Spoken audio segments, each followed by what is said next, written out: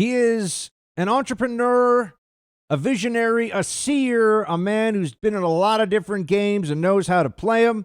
Our friend James Altucher is back, podcast host. Check out his latest podcast whenever you can. James, appreciate you joining us, man. Buck, once again, always happy to join the show. So tell me this. What do you see happening going into this, what feels like it will be a long, cold winter of particularly small business discontent? What do you think? I think small businesses are in trouble. During this pandemic, during the lockdowns, we've gotten addicted to Amazon. You get paid money and you instantly send it to Seattle. It no longer survives in your community.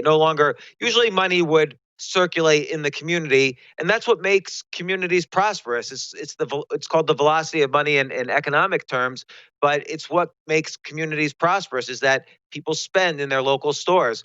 That's a trend that started 50 years ago, that we started, giving money to the big chains, but now it's firmly set where we just send all of our money to Amazon, no questions asked. And that's going to have a horrific effect on local communities.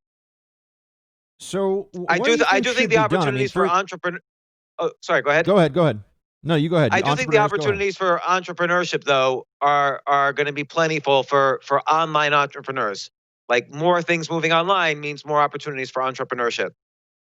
Is there anything that we could do obviously there's the PPP program, which has stalled out since August, but how can people either on their own or how could, if the government was trying to be helpful, what could be done to help us adapt during this period? Because here's my concern. I'm already seeing all these posts about just beloved neighborhood businesses, restaurants, stores that are closing all over New York City. The same thing's happening out in Los Angeles. Same thing is going to be happening.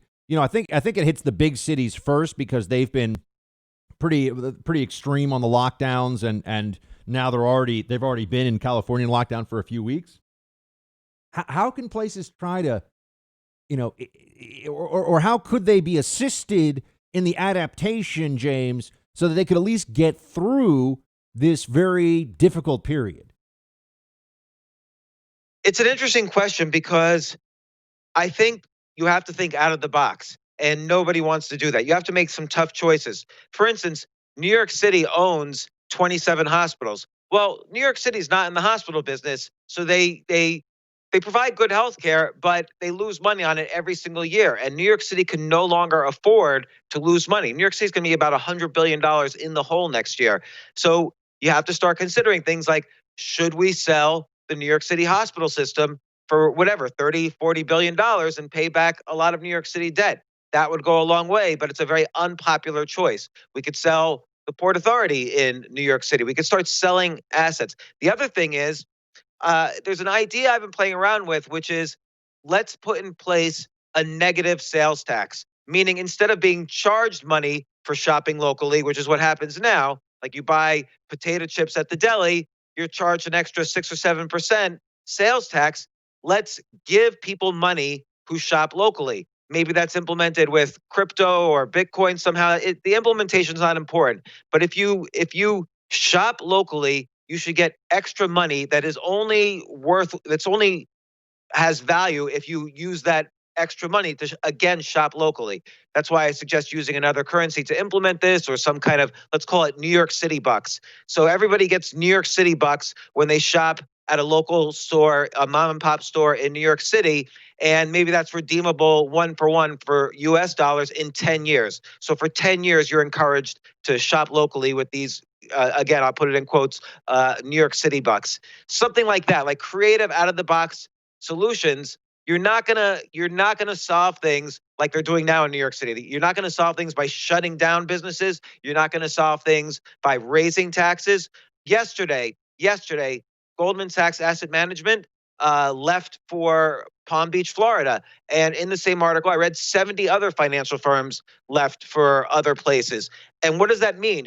Some people might look at that and say, oh, yeah, well, the wealthy should leave. Good riddance. Well, they happen to be the ones who pay the taxes that afford the teachers, the trash collectors, the EMT healthcare workers, the transit workers, the police, the firemen, all the services that New Yorkers have grown to depend on and love.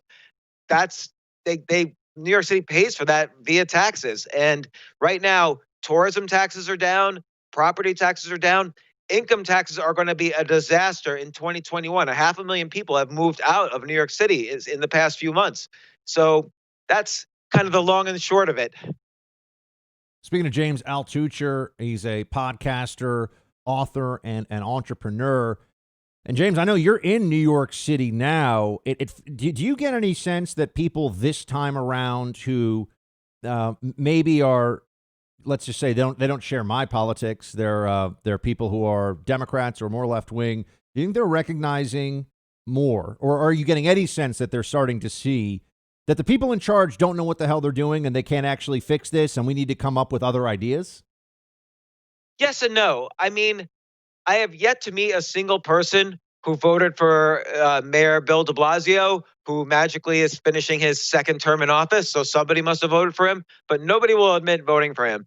And so that's the yes. But the no is, everybody has the exact same politics that they had before. They think that they're liberal and conscientious towards others, and yet, in private, I find New Yorkers to be very much against progressive ideas or creative ideas that will actually help the city that they live in, help the people in the city. Of course, the virus is affecting a lot of policy decisions, but we have to remember that the virus and the economy are two different beasts. And you're going to, as you fight the virus more and more, depending on how draconian the policies get, you're going to risk ruining the economy and ruining the city in the long term. People don't seem to realize that. I think people with a certain kind of politics don't really seem to understand the importance of basic economics. Yeah, and we're speaking of James Altucher, podcaster, author, and host. James, I think that if people understood that there are a lot of businesses that have already had a really bad year, that are way behind on their rent, that have had to lay off employees. In some cases, I've read about and heard about places that have had to lay off employees multiple times already. So they've already had 2 rounds of, sorry, everybody, go home. The first time they might have gotten PPP. Second time, they might not have had, they might have had to get rid of half their staff. And if they're going to close indoor dining, for example, in New York, they've already closed it in Los Angeles. And this for anyone anywhere else, this is coming to them too. Because the pressure works in such a way that when one city gets more extreme, another city government, also usually Democrats in charge, are going to say, well, we don't want to be the ones who seem like we're reckless, right? So Philly and Dallas and, name a place. The only exception to this has been Florida. But anyway, I'll get to Florida in a second. It seems to me that people need to be made to understand that we don't have 90 days here of just, sorry, your business is shut down, because it's going to be much worse this time around than it even was the first time around. Because they're already Absolutely. hurt. The businesses are already kind of wounded, if you will. And the issue is, a lot of smart people don't seem to grasp what the common I shouldn't say common, but the Main Street person is dealing with. The bar owner, I own a bar in New York City. So the bar owner, the restaurant owner, the clothing store owner, these people are suffering. There are restaurants that have been in business for generations, or stores that have been in business for generations, that are now bankrupt, that are out of business. And it's only going to get many times worse during the winter months, with none of these stores and restaurants open. At least in the late spring and in the summer, there was outdoor dining in places like New York City and LA, and restaurants survived barely because of that. By January 1st, it's estimated that up to 90% of the restaurants in New York City might shut down and be bankrupt for good. Not only that, the eviction moratorium is over on January 1st. 1 in 4 New Yorkers haven't paid rent since March. And again, this is not just New York City, this is many cities. But to your point about other cities, not the first tier cities are in big trouble. They've spent massively on providing great services to their citizens, and all of that money is gone, and those services are in trouble.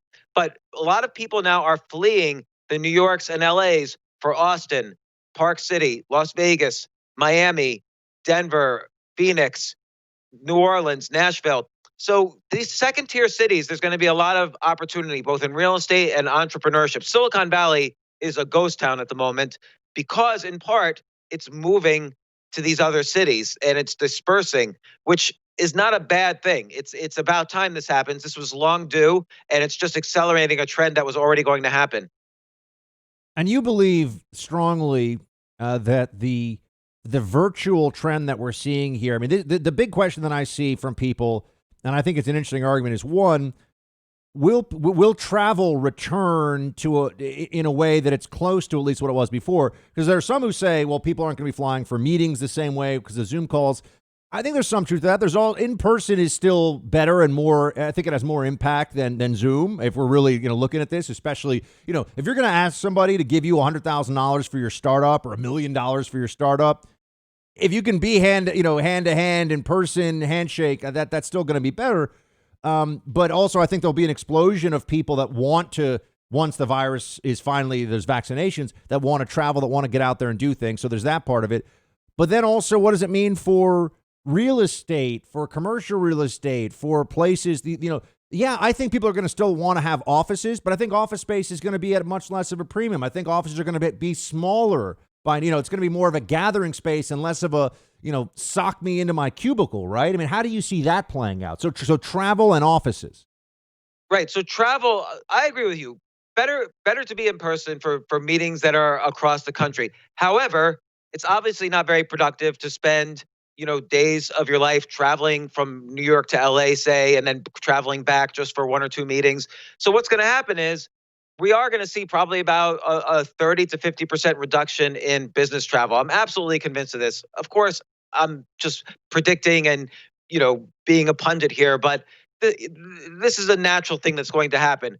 You said that people, of course, enjoy and it's better for face-to-face. That's true, but it's not what companies are going to want. Companies are already used to saving the money of reduced travel and not that much of a reduction in productivity. There's been a lot of research on this the past few months.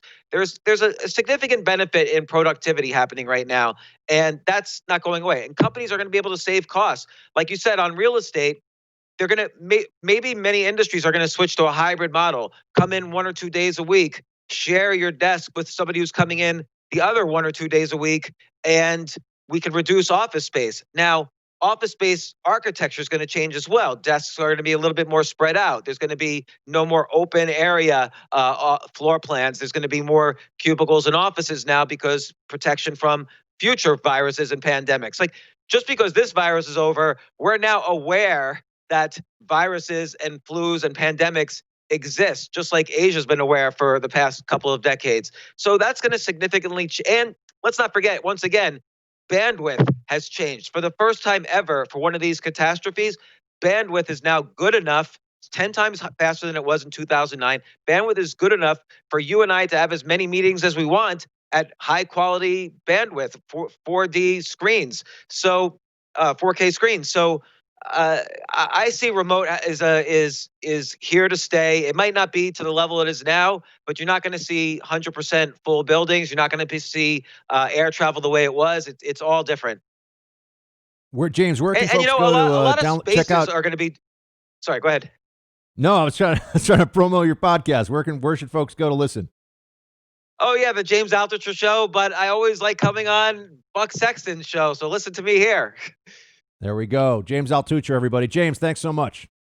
Thank you, Buck. Thanks again.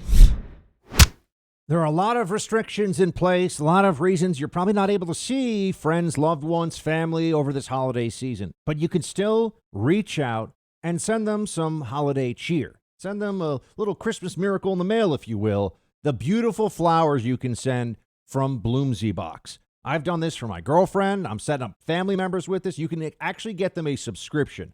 Bloomsy Box flowers arrive fresh from the farm. They last so long. They're absolutely incredible.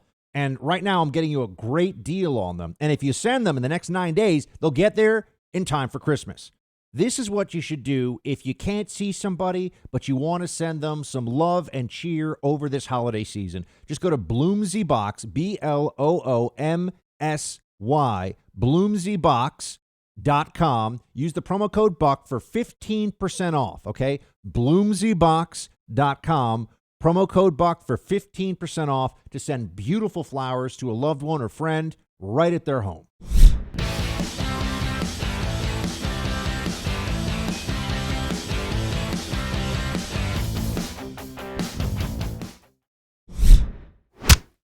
I would say that closing schools due to coronavirus is probably the biggest public health blunder in modern American history. The fallout in communities that are still chafing under school closures. We have some of the biggest school districts in our country that still do not have in-person instruction. Incidentally, of the top 10 school districts population-wise, 5 are in Florida.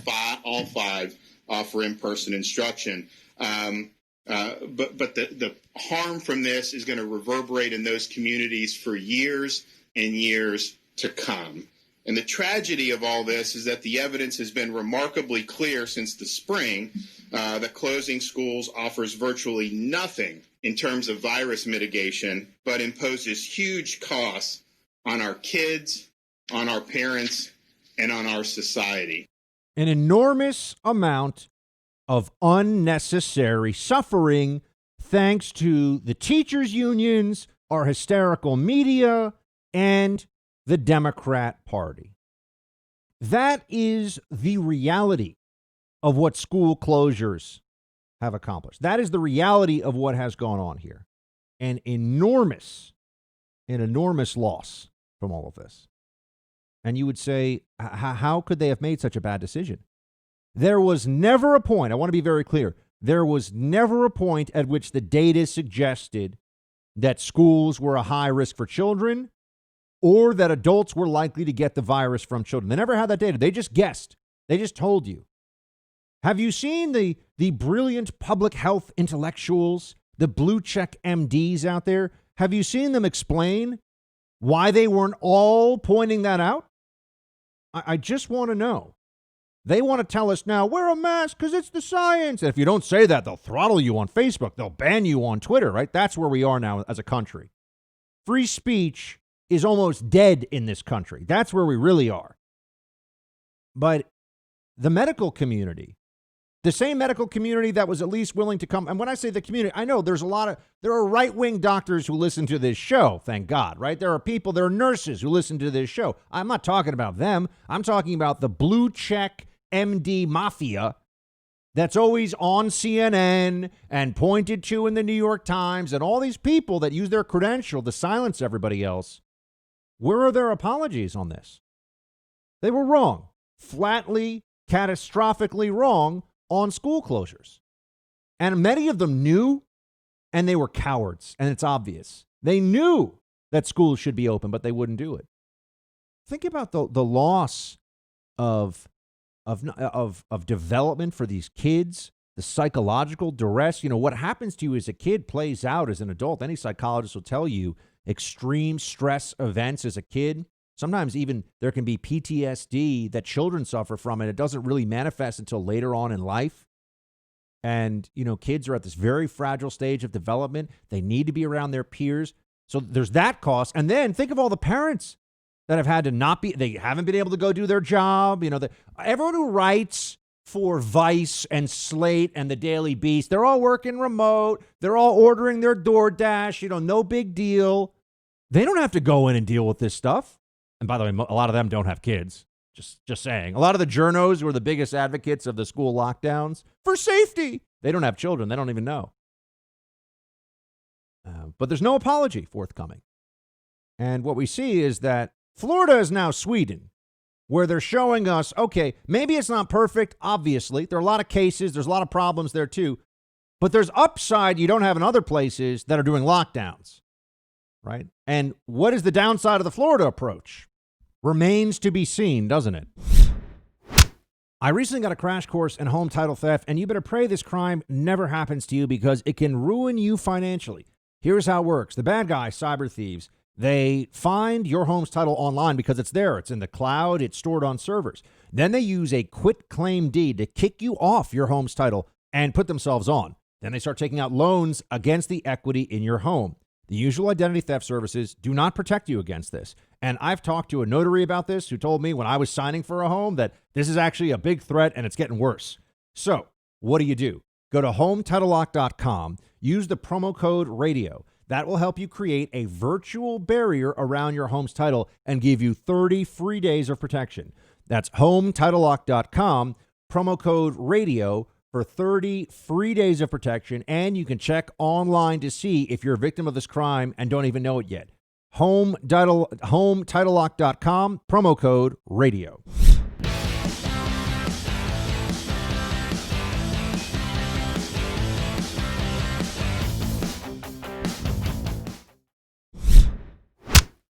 You talked about the FISA warrant to surveil Carter Page, and the Inspector General for the FBI said that was improper. The lawyer who took actually some statements from the CIA and doctored them has pled guilty to a crime.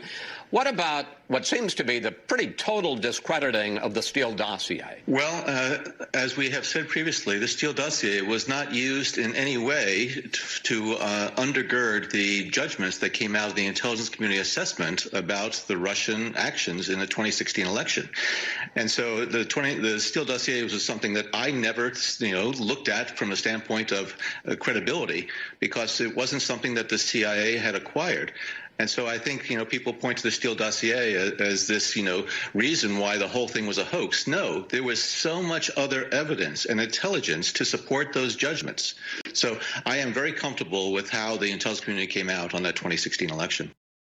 Brennan, who you will see in a Biden administration in some advisory role, I'm feeling it. They're bringing him back. They want to reward him for being the deep state henchman that he was. Brennan is a filthy, slimy liar.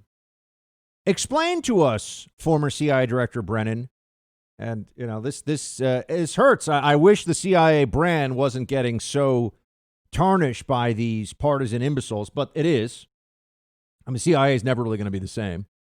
There was this period after 9/11 where we realized that we needed to track, hunt, and destroy Al-Qaeda, and the CIA was essential in that. And now we're seeing once again, it's a lot of bureaucrats pushing paper around and whining about the Hatch Act when anybody says, they want to put an American flag over their desk or something. These people are nuts. A lot of left-wing loons in the CIA.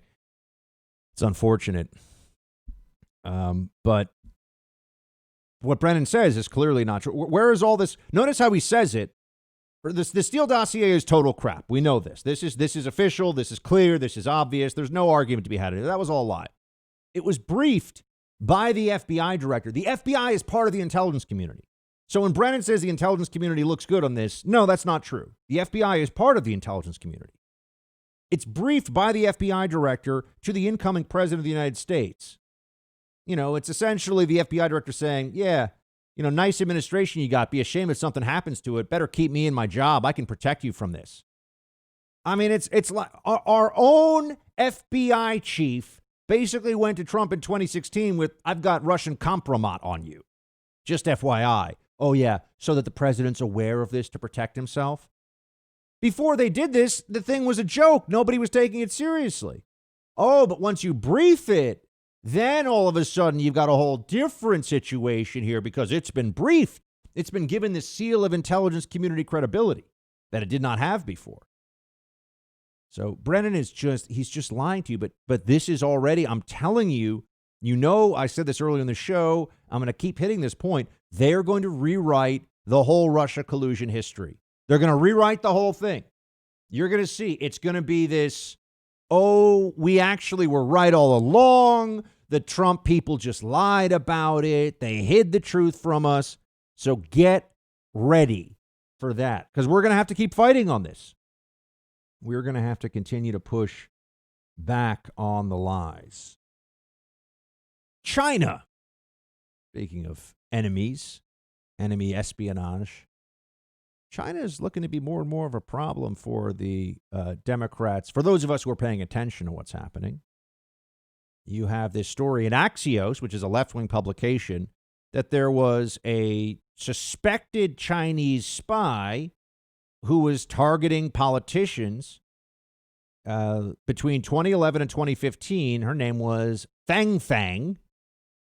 And Fang was looking for up and coming politicians in California to establish close rapport and relationships, perhaps even sexual relationships with, to have access to their thinking and to run what is essentially a long-term influence operation. Here's the actual Axios report.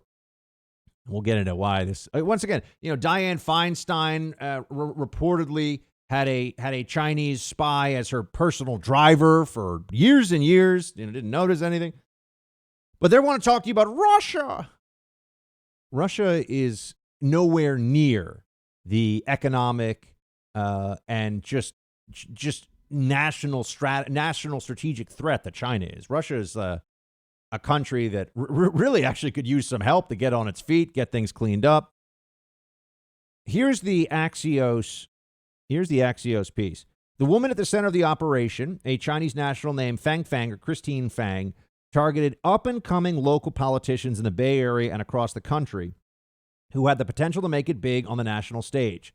Through campaign fundraising, extensive networking, personal charisma, and romantic or sexual relationships with a couple of Midwestern mayors, Fang was able to gain proximity to political power, according to current and former intelligence officials and one former elected official. Although U.S. officials do not believe Fang received or passed on classified information, the case was a big deal because there were some really sensitive people caught up in this network. Private but unclassified information about government officials, their habits, preferences, schedules, social networks, even rumors about them is a form of political intelligence. Collecting such information is a key part of what foreign intelligence agencies do. Among the most significant targets of Fang's efforts was Congressman Eric Swalwell. Yeah. The gas passer. Eric Swalwell. He was a huge Russia collusion truther, if you remember. So while he's telling the whole country and has the media magnifying his efforts to focus our attention on Russia, while that's happening, Eric Swalwell is the target of a Chinese influence operation, according to this piece in Axios. And look, he's a good target for them. Guy's not very smart, desperate for attention and influence, and he's really a kind of a ruthless, up-and-coming Democrat. And this gives you a sense, though, of the long game. If you ever watch the show The Americans, very good show for what it is, very well done. You watch The Americans, you see that the Russians ran these spies in the U.S. called illegals, and this is known. I mean, now post-Cold War era, a lot of this has been talked about and declassified. They run these illegals, and they're deep cover operatives, and this continued past the Cold War. Remember there was that whole network with Anna Chapman and this pretty redhead who's supposed to get close to these different officials. And it just went to show you the extent to which some of these foreign countries realize that long-standing espionage, intelligence, and influence operations like that can really bear fruit. And so they will take a very long view. The Soviets would take a very long view, the Russians. But the Russian influence operations against the United States are a pittance, are a joke compared to what the Chinese have had going on for the last 20 years. The Chinese government understands that over the long term, they are our only real nation-state competitor, and they seek to supplant us. And they want influence at the top level. They want to be able to steer U.S. foreign policy. And yes, they want to be able to buy people off. Much easier, right? Much better to just have somebody in your pocket. Oh, right. And then there was that whole Joe Biden's son, Hunter Biden, running what was effectively an influence operation on behalf of China to his own dad. But the Democrats don't care about that. Democrats have been trained to think China is not a concern because Democrat elites who are ultra wealthy and influential have been benefiting from China personally, right? They as individuals, their companies are wealthier. These are huge markets. Here's a perfect example of this. The NBA. You think what could be more American than the NBA? I mean, the whole world now plays basketball, loves basketball as a sport, spectator sport. The NBA should be in a place where they would, be willing to put American interests first. he would think, speak up for American values. But no, they won't. Why? Because China, because they need that money. And that means that NBA players and even their social media presence is always filtered through this prism of we need to keep China happy. Well, if that is true of the NBA and it's true of athletes who are making tens of millions of dollars and NBA commissioners and other senior NBA corporate types who are making millions and millions of dollars, what do you think China is able to accomplish with Google? What do you think China is able to accomplish with other companies that they're both making them bend to China's will, and this is the other part of it, and they are going out of their way to steal from these companies as much as they possibly can. So this is what you have to do business in China. The companies say, okay, fine, because they want access to that market, and they'll steal their intellectual property in the process, but they don't want to complain too much about it because they want those shares to stay up. They want their corporate compensation packages to be fat. So they don't say very much about it. And we've started to realize in the last 5 to 10 years the scale and scope of this theft, which is extreme. But how many Democrats do you think have been influenced on behalf of the Chinese Communist Party in this country? We're going to start. I'm going to tell you this. Another prediction. I got a lot of visions in my head today that I think are going to come true, and we'll revisit them as we continue to do this show. Because for now, at least, the social media companies can try to throttle me, but by the way, you can always also follow me at bucksexton.com if you want to read our stories there. I'm going to have an editorial up tomorrow. I think I'm going to deal with this issue of China.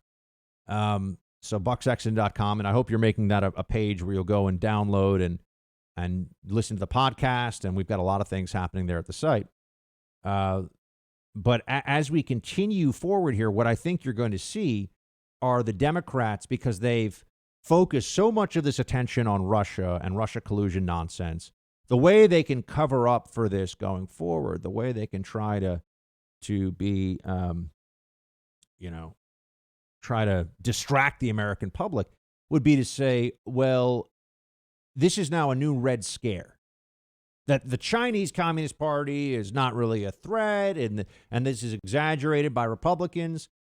Because if we dig into this deeper, we're going to find out is that China's been buying off Democrats for a very long time and buying off Democrat elites. People that are talking all about climate change, they're doing all kinds of business with China, knowing the Chinese don't give a crap about climate change, right? I mean, and that's just one example of countless examples. But I'm saying, think this through, you'll see. Look at what our policy, it's really a stunning foreign policy success the Chinese government has had for the last 20 years. U.S. on a pretty bipartisan basis. Now we got to bring the Republicans in here, too, because there are Republicans who need to be looked at for this. There are Republicans who have not been putting American interests first. The bipartisan foreign policy consensus on China was as they get wealthier, they will be a better partner and player on the world stage. So let's not make too much noise about the espionage. Let's not have, when they've got dens of spies all across the country, we find out about them occasionally. Let's not get too upset about it. And, let's let them steal a lot of intellectual property from us, billions and billions of dollars. We don't want to make too much noise about this. Somehow we thought this was going to get better. No one ever answers how, but the belief was that there would be a way that in time the Chinese would stop doing this stuff. How much of that was also driven by people who were close friends, business associates, perhaps making introductions, perhaps paying consulting fees for people in the media, in academia, in politics? The infiltration of the CCP into the nodes of power in America has been one of the most underreported and honestly suppressed critical stories of the last 20 years. And the more we look into this, you're going to see there are Republicans who are certainly caught up in this too. The Democrats as a party have been bought and paid for by the Chinese Communist Party. That's what we're going to find. And the way they're going to fight against the public coming to that realization is to say that this is a new Red Scare and that this is McCarthyism. You're going to hear all these phrases. But it's actually because the truth is that the Democrats are bought and paid for by China. Get ready for that.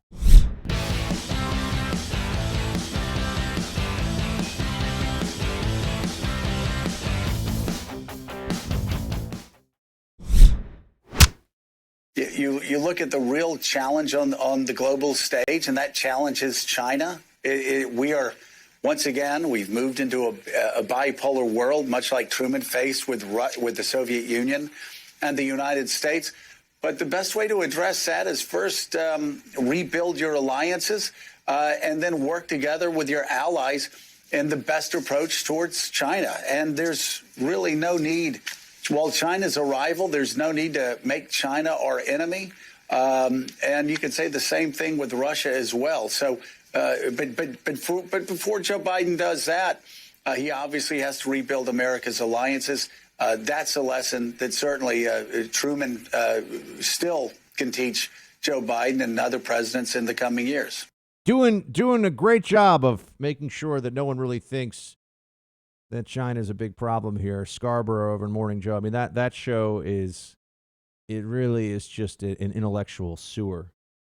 It's intellectual sewer of people who puff up their chests and think that what they say is worthwhile. You got a lot of rich people, mostly who are in the right place at the right time, who show up and they sit on these panels, and what they say is just dumb. And what he's saying here is just frankly absurd. What alliances need to be repaired? Notice they just say this. This is a talking point. What country do we not have a good relationship with because of Trump? I'm going to want to try. Oh, China. The only place where Trump has really taken an aggressive posture against that country in a way that was a huge departure from the past is the one threat that we have on the global stage. And he says, well, we don't have to be enemies with Russia. Really? After pushing the Russia stole an election hysteria for 4 years, now they're going to pretend that Russia's not really, it turns out China's the bigger threat. You don't say. We knew that. But Democrats didn't want to admit it. Democrats thought that they had a more important threat. You see, ultimately what this comes down to is that the Democrats believe the biggest problem for them is not actually China, it's Donald Trump. The biggest problem for America was never the threat from China. They viewed Donald Trump as the bigger threat.